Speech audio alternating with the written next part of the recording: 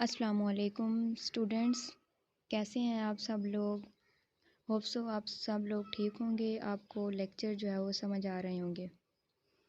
Last lecture में हमने देखा था रिवर्सिबल रिएक्शन क्या होते हैं, केमिकल इक्विलिब्रियम की स्टेट कब हमारे पास क्रिएट होती है, केमिकल इक्विलिब्रियम की टाइप्स क्या हैं, स्टैटिक इक्विलिब्रियम क्या है, डायनामिक इक्विलिब्रियम क्या है। तो आज हम जो है वो नेक्स्ट स्टार्ट करेंगे law of mass action. Law of mass action, ये लॉ जो है वो दो साइंटिस्ट ने दिया है, गल्डबर्ग एंड वेग ने 1869 में। तो ये दोनों साइंटिस्ट ने जो लॉ दिया है, इन्होंने पहले जो है वो रिवर्सिबल रिएक्शंस पे जो है वो इनको पढ़ाया। रिवर्सिबल रिएक्शन पे को देख के इन्होंने लॉ ऑफ मास एक्शन दिया है जो रिवर्सिबल रिएक्शन पे डिपेंड करता है। इस लॉ की हम सबसे पहले जो है वो डेफिनेशन देख लेते हैं, जो आप लोगों की बुक्स में है। जो डेफिनेशन है वो जो हम देख लेते हैं, यही डेफिनेशन आपने आगे एग्ज़ाम में लिखनी है।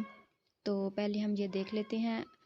The rate at which a substance reacts is directly proportional to its active masses and the rate of a reaction is directly proportional to the product of the active masses of the reacting substances। अब इस definition में कुछ ऐसे points हैं, कुछ ऐसी चीज़ें हैं जो है वो समझ में नहीं आई। इसमें जो रेट है, rate at which of substance react, तो जो रेट ऑफ रिएक्शन है इसको हम डिटेल में पढ़ेंगे कि हमारे पास असल में जो रेट है, रिएक्शन का रेट है, वो क्या चीज़ है। और एक्टिव मैसेज क्या होता है, एक्टिव मैसेज से क्या मुराद है हमारे पास। तो जो हम इन चीज़ों को आगे जो है वो डिटेल से देखेंगे। Rate of reaction, rate of reaction अगर हमने समझना हो तो हम इसको आसान अल्फाज में इस तरह कहेंगे कि हमारे पास जो रेट ऑफ रिएक्शन होता है वो रिएक्शन की रफ्तार होती है, रिएक्शन की स्पीड होती है कि वो कितने टाइम में हमारे पास रिएक्शन कंप्लीट होता है, कितना टाइम लेता है वो कंप्लीट होने में। फॉर एग्ज़ाम्पल हम लैब में कोई भी रिएक्शन कर रहे हैं तो हम उसको देखेंगे कि कितने टाइम में उसने कंप्लीट किया है, कितने टाइम में उसने प्रोडक्ट बनाई है हमारे पास। तो जितना जो है वो कम टाइम होगा तो उसकी स्पीड ज़्यादा होगी, जल्दी जो है वो प्रोडक्ट बना देगा, टाइम कंज्यूम कम करेगा। तो जितना जो है वो उसकी रफ़्तार स्लो होगी तो वो टाइम टेकिंग होगा, ज़्यादा टाइम लेगा। तो हमारे पास जो ये रिएक्शन की स्पीड जो होती है ना, ये स्लो और फास्ट, ये हमारे पास रेट हम देख रहे हैं, रिएक्शन का रेट। असल में जो है वो ये रेट ऑफ रिएक्शन हमारे पास यही है कि हम जो है वो रिएक्शन को देखेंगे वो कितने टाइम में कंप्लीट हो रहा है। फॉर एग्जांपल हम कोई भी सिंपल सा रिएक्शन देख लेते हैं, न्यूट्रलाइजेशन रिएक्शन। लोगों ने पहले देखा होगा कि एसिड जब रिएक्ट करता है बेस के साथ, रिएक्शन जब होता है तो सॉल्ट एंड वाटर बनते हैं। ये हम फॉर एग्जांपल रिएक्शन कर रहे हैं लैब में, तो हमने जब एसिड और वाटर को जो है वो मिक्स किया तो जो हमारे पास रिएक्शन है वो हमने देखा कि कब हमारे पास वो जाके न्यूट्रलाइज़ हुआ है, हमारे पास उसने कितना टाइम लिया है। तो हम जितना वो टाइम लेगा, जो चीज़ हम ये देख रहे हैं, ये हमारे पास ये है रेट ऑफ रिएक्शन। तो ये इस चीज़ को हम कहते हैं रेट ऑफ रिएक्शन। जैसे कि ये दिखाया गया है कि हाइड्रोजन गैस जब आयोडीन गैस के साथ रिएक्ट करेगी तो वो जितना टाइम लेगी रिएक्ट करने में और प्रोडक्ट बनाएगी हाइड्रोजन आयोडाइड, वो हमारे पास होगा रेट ऑफ रिएक्शन के हम वो स्लो रेट है या फास्ट रेट है। सेकंड थिंग है हमारे पास एक्टिव मैसेज। एक्टिव मैसेज जो है वो हमारे पास वो मैसेज हैं जो एक्टिव होती हैं, जो रिएक्शन में हमारे पास एक्टिव होती हैं। रिएक्टेंट जो हम यूज़ करते हैं, रिएक्टेंट जो आपस में रिएक्ट करते हैं, जो उनकी मैसेज हैं, अगर वो एक्टिव हों, एक्टिव मैसेज जो हमारे पास वो रिएक्शन के अंदर टेक पार्ट कर रही होती हैं, मैसेज वो एक्टिव मैसेज होती हैं, जो रिएक्शन में हिस्सा ले रही होती हैं। तो इसको हम आसान अल्फाज में मैं आपको यूँ समझाऊंगी कि हमारे पास स्कूल में जब कोई भी एक्टिविटी होती है, फॉर एग्ज़ाम्पल कोई भी खेल हम खेलते हैं या कोई एक्टिविटी होती है, तो स्टूडेंट्स जो है वो एक्टिव जो स्टूडेंट्स होते हैं वो इसमें हिस्सा लेते हैं, टेक पार्ट करना शुरू हो जाते हैं। और जो कुछ सुस्त स्टूडेंट होते हैं वो वैसे के वैसे ही रहते हैं, बैठे होते हैं। तो जो एक्टिव स्टूडेंट होते हैं वो उसमें हिस्सा लेते हैं, तो टेक पार्ट करते हैं। तो जो वो एक्टिव स्टूडेंट होते हैं वो हमारे पास एक्टिव मैसेज हैं। इन द सेम वे रिएक्शन में हमारे पास जो रिएक्टेंट की जो मैसेज होती हैं, जो कंसंट्रेशन होती है, जो एक्टिव होती हैं, जो रिएक्शन में हिस्सा ले रही होती हैं, जो टेक पार्ट कर रही होती हैं, वो हमारे पास होती हैं एक्टिव मैसेज। अब इस रिएक्शन में हमारे पास जो हाइड्रोजन रिएक्ट कर रहा है ऑक्सीजन के साथ और वाटर बना रहा है, तो इसमें हाइड्रोजन के साथ लिखा हुआ है 2 और ऑक्सीजन के साथ जो है वो 1 है, लेकिन ये लिखा नहीं जाता, लेकिन यहाँ पे 1 है। तो ये हाइड्रोजन के साथ जो 2 लिखा हुआ है ये हमारे पास है 2 एक एक्टिव मैसेज है, और ऑक्सीजन के साथ जो 1 है ये 1 एक्टिव मैसेज है जो रिएक्शन में टेक पार्ट कर रही होती हैं। तो लॉ ऑफ मास एक्शन की जो फर्स्ट लाइन है हमारे पास कि rate at which a substance reacts is directly proportional to its active masses, कि रिएक्शन का जो रेट होता है उसका एक्टिव मैसेज से जो रिलेशन है वो डायरेक्ट रिलेशन है। तो जब एक्टिव मैसेज ज़्यादा होंगी तो रेट ऑफ रिएक्शन ज़्यादा होगा, जितनी एक्टिव मैसेज कम होंगी रेट ऑफ रिएक्शन कम होगा। इन द सेम वे इसकी एग्जांपल वैसे ही है कि जैसे हमारे पास स्टूडेंट्स जो एक्टिविटी में हिस्सा लेते हैं, कोई भी खेल में हिस्सा लेते हैं, उनकी एक्टिविटी जितनी ज़्यादा होगी, जितने ज़्यादा जो है वो स्टूडेंट्स जो है वो उसमें एक्टिविटी में हिस्सा लेंगे, उतने ही स्कूल की परफॉर्मेंस बढ़ेगी। जितने कम स्टूडेंट जो है वो टेक पार्ट करेंगे, स्कूल की परफॉर्मेंस लो हो जाएगी। इन द सेम वे के कंसंट्रेशन में जो रिएक्टेंट की जो एक्टिव मैसेज होती हैं, अगर उनको बढ़ा दिया जाए, जो मैसेज एक्टिव हों वो उनकी एक्टिव जो एक्टिविटी बढ़ जाए, तो हमारे पास जो है वो रेट ऑफ रिएक्शन भी बढ़ जाएगा, डायरेक्ट रिलेशन है। फॉर एग्जांपल हमारे पास ये जो एक रिएक्शन है, इसमें पहले रिएक्टेंट की एक्टिव मैसेज थी 0.5 ग्राम, तो उन्होंने 5 मिनट में जो है वो रिएक्शन कंप्लीट किया, क्योंकि यहाँ पे एक्टिव मैसेज कम है, उन्होंने बहुत ज़्यादा टाइम कंज्यूम किया है। एक्टिव मैसेज जो है वो यहाँ पे कम एक्टिव हैं, यहाँ पे जो है 0.5 ग्राम। इस तरह आपको समझ आएगी कि हमारे पास यहाँ पे जो मैसेज हैं वो जो एक्टिव मैसेज हैं वो कम हैं, और जो दूसरी जो स्लो हैं वो जो है वो ज़्यादा हैं। ये रिएक्शन जो है वो 100% कोई भी रिएक्शन कंप्लीट नहीं होता, ज़्यादा से ज़्यादा 90% जो है वो रिएक्शन कंप्लीट होता है, 10.5 या 0.1% जो है पीछे रिएक्टेंट रह जाते हैं। तो वो उस वजह से, क्योंकि एक्टिव मैसेज नहीं होती, वो जो है वो एक्टिव नहीं होती। तो इसी तरह हमारे पास यहाँ पे 0.5 ग्राम जो है वो बहुत ही कम एक्टिव मैसेज हैं। इन द सेम वे अगर हम 0.8 ग्राम इसको कर दें, ज़्यादा बढ़ा दें, तो हमारे पास रिएक्शन जो है वो 1 मिनट में कंप्लीट हो जाता है। अगर एक्टिव मैसेज अगर हम बढ़ा दें तो रिएक्शन जो है वो टाइम कम लेता है, उसकी रफ्तार बढ़ जाती है, तो उसमें रेट जो है वो रिएक्शन का बढ़ जाता है।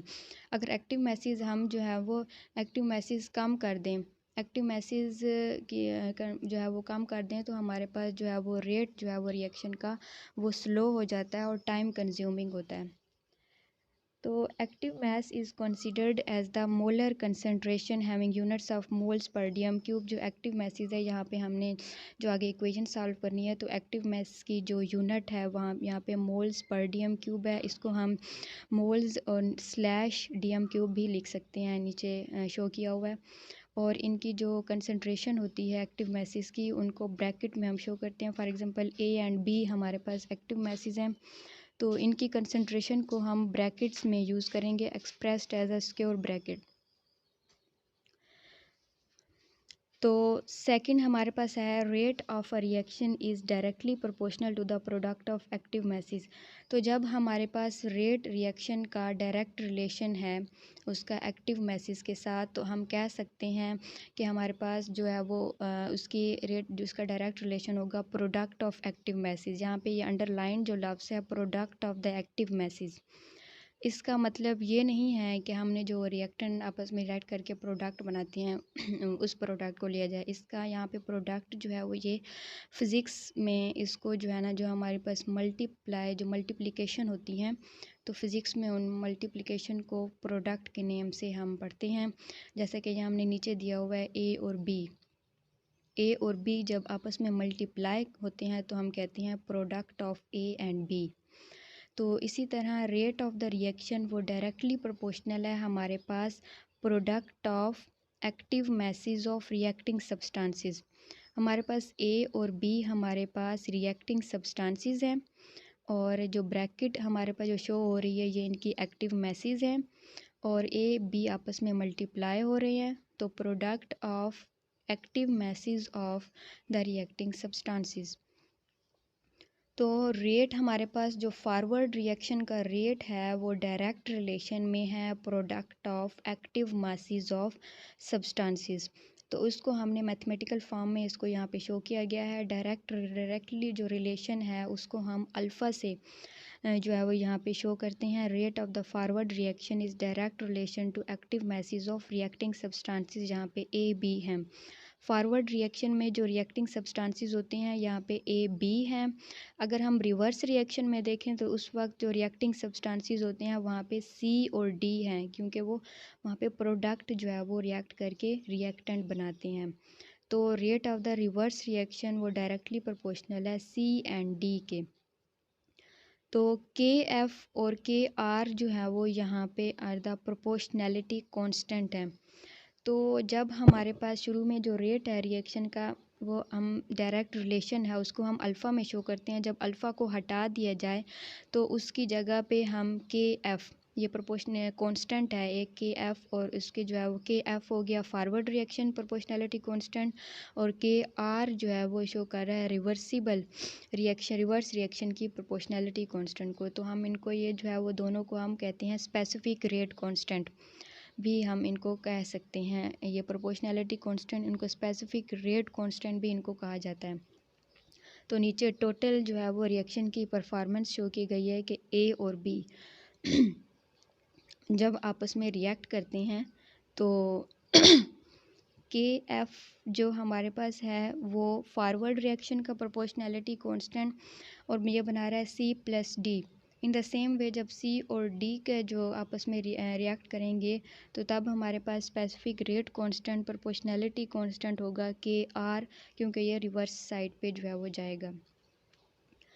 जब इक्विलिब्रियम स्टेज पे हमने लास्ट टाइम देखा था, इक्विलिब्रियम पे हमारे पास rate of forward reaction equal हो जाता है रेट ऑफ रिवर्स रिएक्शन।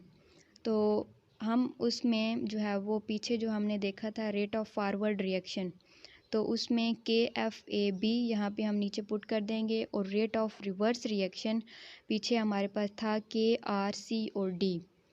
तो यहाँ पे हमने जैसे ही इनको पुट किया तो के एफ जो फॉरवर्ड रिएक्शन है उसको हम जो है वो के आर इसके नीचे आ जाएगा, और हमारे पास जो सी और डी है यहाँ पे इसके नीचे ए बी जो है वो चला जाएगा। इनको जो है वो हम जो ज़रब का निशान इस तरह हम क्रॉस का निशान जो है वो इस तरह करेंगे।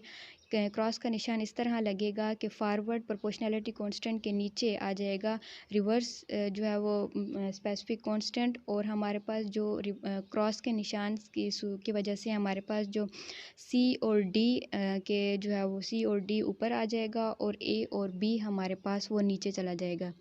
तो हमारे पास जो के एफ ओवर के आर है ये अगर हम इसको इक्वल कर दें के सी जो होता है ना वो हमारे पास इक्विलिब्रियम कांस्टेंट है, क्योंकि हमारे पास ये स्टेट इक्विलिब्रियम की स्टेट है। तो के सी जो है वो हम इसमें कन्वर्ट कर देंगे, तो के सी हम इसकी जगह पे लिख सकते हैं। के एफ और के आर की जगह पे हम के सी लिख सकते हैं। तो K C is equal to C D active substances over product of active masses of A and B. तो यहाँ पे के सी हमारे पास है इक्विलिब्रियम कांस्टेंट। तो स्टूडेंट्स आज तक के लिए इतना ही काफ़ी है। नेक्स्ट हम जो है वो स्टार्ट करेंगे इसकी जो है वो डेरिवेशन से। नेक्स्ट जो है वो आगे हम फर्दर प्रोसीड करेंगे। अल्लाह हाफिज़।